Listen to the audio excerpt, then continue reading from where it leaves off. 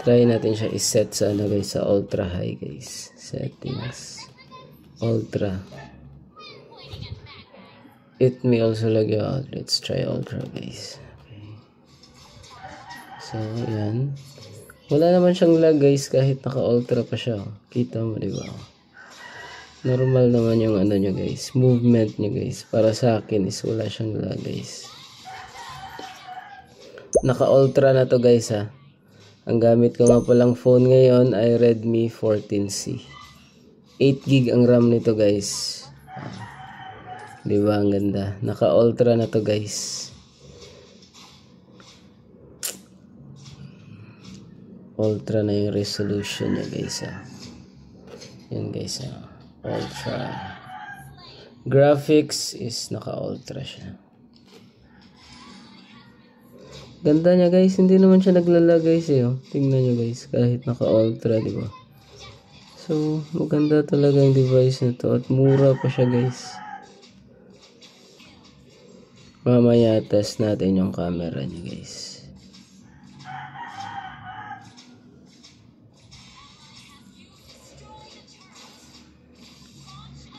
Di ba? Hindi siya ano guys, di ba? Ganda niya guys eh. Hindi siya mala guys, oh. Kita niya guys, napaka-responsive niya, di ba? So sa nagpaplano ng bumili ng affordable na cellphone dyan guys, maganda tong ano guys. Redmi 14C. Ito nga pala yung bagong labas ng ano guys, Xiaomi.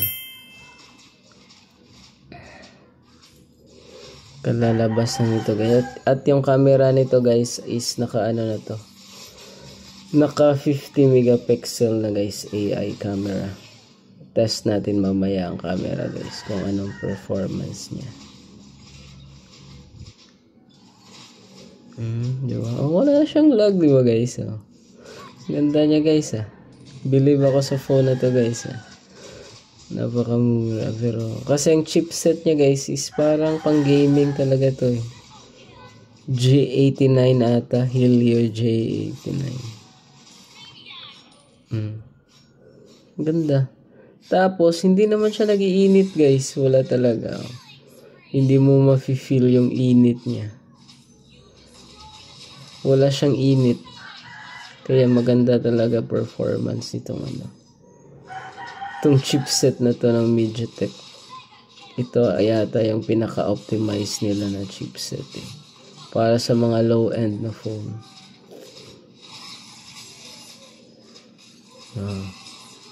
Ganda. Hindi nga pala sponsor ng Xiaomi itong video ko na to guys ha. Ginawa ko lang to guys kasi mayroong nag-order sa akin ng cellphone kasi gusto niya daw. Kaya yun. Tinest ko muna bago ko ibigay sa kanya. So hindi to sponsored ng Xiaomi guys ha. Personal ko tong binili tong phone na to.